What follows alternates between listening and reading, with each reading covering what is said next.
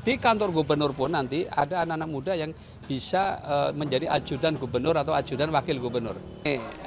Saya dengar kata memang ini ada bakso Malang yang cukup terkenal di sini, ya, bakso Malang Cak Sukumis. Ya, nah kalau kita dengar bakso Malang kan ya sudah Malang melintang ya, sekarang bahkan sudah cukup dikenal di berbagai negara juga bakso Malang ini, ya. Nah kalau kita lihat sejarah kan itu dulu yang mengawali itu imigran Tionghoa Malaysia itu, ya namanya Chun Muslim. Ya beliau tuh mengawali dagang bakso itu di alun-alun Malang, ya, dan ya tentu penggemar awalnya dari kalangan Tionghoa, tapi kemudian akhirnya banyak juga yang kemudian suka juga dengan baksonya dan akhirnya ya mulai berkembang gitu ya. Makanya terkenal sekarang bakso Malang ini diawali dari situ tahun 1939 kalau nggak salah. Ya, seperti apa gitu ya. Artinya apakah ya sama dengan bakso-bakso lain ya. Yang saya lihat juga memang kadang-kadang tingkat kelaparan mempengaruhi juga. Kebetulan pas mau makan siang jadi enak juga nih. Ya tapi memang enak, ya baksonya memang enak. Ya. Ya. Ini juga ada di lingkungan ramai gitu. Apa nanti pasangan Ridho juga mau belanja masalah dari teman-teman UMKM juga, Pak? Ya tentu saja. Justru kita ingin memang banyak mendapat masukan juga dari teman-teman pelaku usaha ini, terutama yang sudah ya kunci suksesnya apa sih sebetulnya supaya juga bisa nanti pada saat kita memberikan kesempatan untuk Gen Z terutama untuk mau berlatih ya atau mau ya praktek dan sebagainya magang.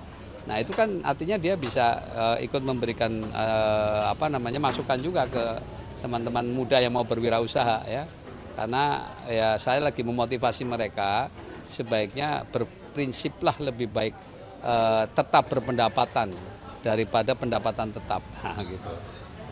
Kalau pendapatan tetap kan jadi pegawai, jadi kuli kan, nah, bulanan, ya. Nah, nggak tahu kalau wartawan masuknya apa ya.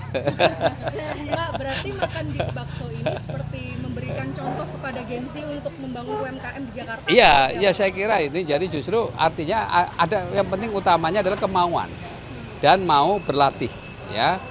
Jadi intinya mereka itu harus pertama tadi dengan kemauan yang kuat dan kemudian juga tentu saja harus pintar. Nah untuk pintar kan kata Pak Cete harus cerdas, ya harus cerdas dulu. Jadi untuk bisa survive harus cerdas. Nah untuk cerdas harus pintar.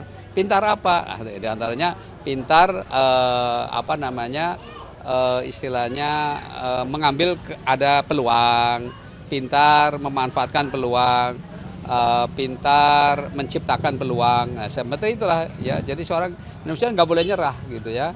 Dan saya yakin ini pasti Cak Kumis ini pasti juga mengawalinya pasti berkali-kali mungkin juga ada kegagalan-kegagalan yang dia lalui. Tetapi jangan menyerah dengan kegagalan itu. Ya seperti Jack Ma ya. Jack Ma itu sukses karena belajar dari kegagalan orang. Ya kegagalan orang. Pak, tapi kalau dari Ridho sendiri ada nggak sih Pak program yang mengajak anak muda untuk giat berusaha untuk UMKM? Ya justru itu kita malah dorong pada para pemuda ini kita berikan peluang-peluang tadi, bahkan termasuk juga tadi untuk magang di berbagai profesi yang ada. Nanti kita akan berikan kesempatan itu. Apakah di tempat misalnya di industri atau mungkin di perkantoran ya, bahkan di kantor gubernur pun nanti ada anak-anak muda yang bisa menjadi ajudan gubernur atau ajudan wakil gubernur. Jadi bersama saya nanti sepekan lah bersama saya, dia ikut kemana saya bekerja, dia ikut bersama saya juga dan dia belajar dari pengalaman seorang wakil gubernur misalnya dan seorang gubernur. Ini sudah kita akan berikan kesempatan itu untuk anak muda. Dan tentu co-working space itu tadi juga akan kita berikan perbanyak ya supaya mereka juga bisa berlatih dimanapun sesuai dengan minatnya ya. Karena bagaimanapun juga kita berharap anak-anak muda ini kalau bisa menjadi entrepreneur gitu. Karena janganlah orientasi ke menjadi pekerja. Nah ini dalam kesempatan ini justru ini saya akan traktir ini traktir warga Jakarta dengan 8 program. Ya, pertama saya akan traktir namanya bakwan. Apa tuh bakwan? Nah, bakwan itu bangun kota rawat lingkungan. Nah, itu singkatannya bakwan. Ya, kenapa bangun kota rawat lingkungan? Ya, karena memang kita akan membenahi perumahan kumuh kan. Ya, sekaligus juga bagaimana menciptakan memperbanyak ruang terbuka hijau. Ya, itu satu ya. Ingat-ingat bakwan ya. Ya, jadi apa tadi? Bangun kota rawat lingkungan. Nah, yang kedua kue putu. Kue putu tahu kue putu? Ya. Jadi kemanapun irit hemat waktu dan hemat waktu. Kemanapun irit dan hemat waktu. Ya tentu memperbaiki persoalan transportasi. Ya itu yang akan kita benahi. Yang ketiga laksa. Nah, makanan khas Jakarta kan ada laksa ya. Nah laksa itu artinya pelatihan siap kerja. Itu diantaranya anak muda nanti ya pelatihan itu. Ya yang keempat petis. Tahu petis? Nah petis itu pendidikan baik dasar maupun menengah gratis. Petis pendidikan gratis ya. Yang kelima asinan. Nah, agenda solusi hujan aman. Nah, kita mengatasi persoalan banjir ya itu. Terus yang keenam rujak.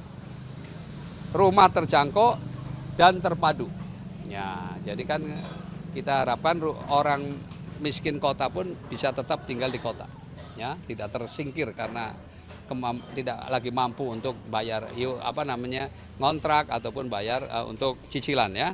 Nah yang keenam rujak ya, rujak itu rumah terjangkau dan terpadu. Udah tadi ya rujak ya. Oh udah. Oke. Yang ketujuh ketupat. Ketupat kredit tanpa bunga akses cepat.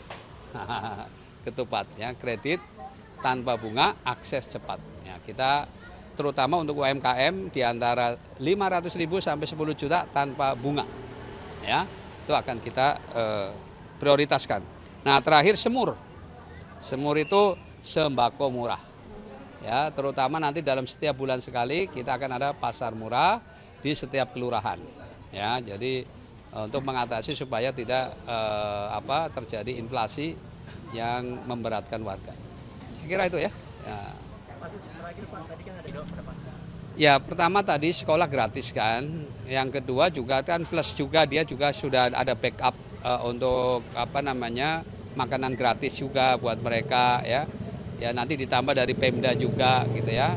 Jadi memang kita akan usahakan anak-anak yang memang dalam proses belajar supaya konsentrasi belajar ya. Jadi tidak seperti tadi memang kita perhatikan kasihan mereka harus mencari tambahan mungkin ya. Atau barangkali mungkin dia sekolahnya siang, bisa jadi kadang-kadang juga ada yang seperti itu. Ya, saya pernah ketemu di Blok M, kamu kenapa pagi-pagi jualan sini? Ya Pak nanti siang sekolahnya katanya. Oh, ya, jadi bisa juga mungkin memanfaatkan waktu ya. Tapi orang-orang seperti ini juga sebetulnya ya sepanjang memang tidak mengganggu dalam penjualannya ya, mengganggu ketertiban umum. Sebenarnya nggak ada masalah ya. Ya mereka juga perlu dilatih. Ya saya juga dulu waktu kecil juga sering jualan juga disuruh kakek saya karena dulu ikut kakek ya. Jadi sering bawa makanan keliling ya. Dulu pernah juga merasakan itu. Jadi ada manfaatnya juga sih gitu ya. Ya negosiasi, tawar menawar gitu ya. Itu ternyata di dunia politik penting juga kan. Seperti itu. Oke ya, cukup ya. Yuk kita.